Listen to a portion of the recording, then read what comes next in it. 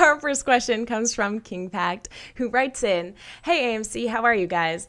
I know we'll be getting Batman and Man of Steel 2, but is there room for one more? John, you've talked about flashbacks that can help establish Batman's character without another origin story, but I think they could go a slight step further. Should there be sightings, claims, or videos of a red flash of light saving people in Metropolis during the Zod fight, or some other unmentioned disasters?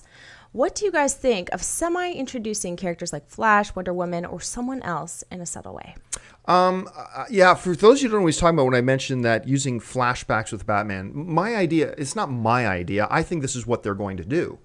But what I was suggesting was that I believe instead of giving us a big background and an origin story for the new Batman, which we don't need another origin story for Batman. I mean, they'll give us something very small and brief. But what I was suggesting was that they do flashbacks in the next movie of the Zod and Superman fight that was destroying Metropolis and give us glimpses and sights of Batman running around actually saving people while that battle was going on. Maybe give us glimpses of Batman, intercepting and looking at Zod's transmission, that "you are not alone" kind of transmission that goes out. Those sorts of things. Maybe even my favorite would be when Lois Lane confronts Clark Kent, I believe at his dad's grave.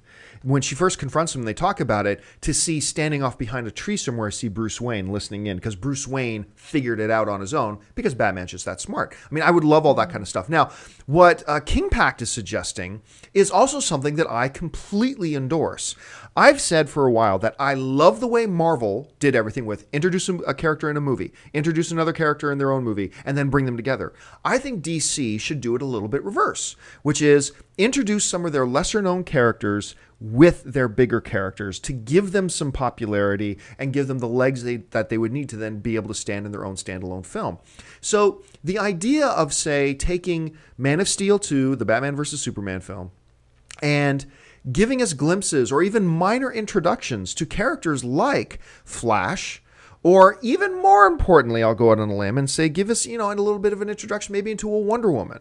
Give us something that is then something to build off of going into future films. Now, whether it's Wonder Woman or Flash or Martian Manhunter or Hawkman, I don't really care, but just give us little glimpses to start establishing the future DC universe. And we all know we're talking about Justice League.